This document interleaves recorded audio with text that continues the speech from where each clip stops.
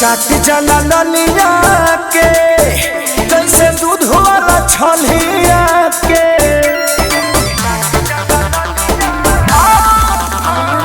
चाट जला ललिया के जैसे दूध वाला छलिया के देखिया पाकू मच हो मच के देखाने लगल दम सखी सनी चल के अफरनी चरब तुरले पलम सखी सनी चल के अफरनी चरब तुरले पलम।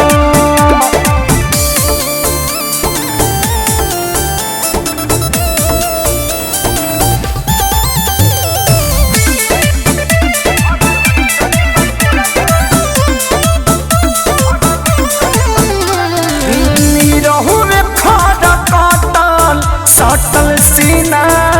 से हमारा बॉडी से कबड्डी खेले बंद के कमारा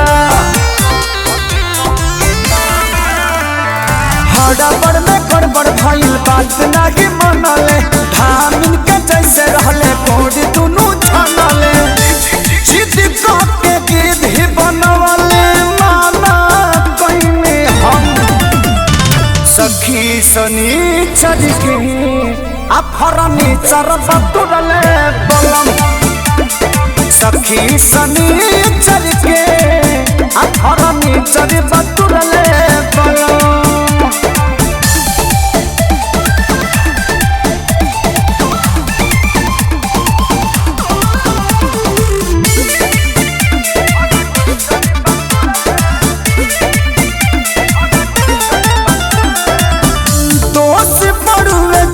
के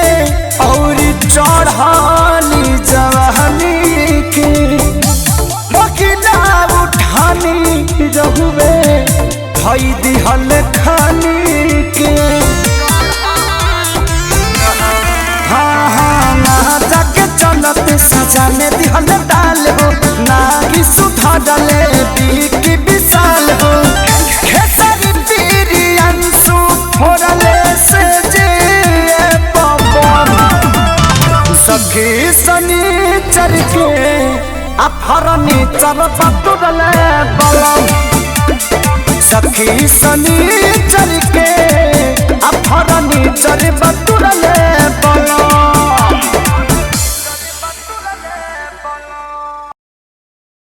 देखिया पाकू मच हो मच के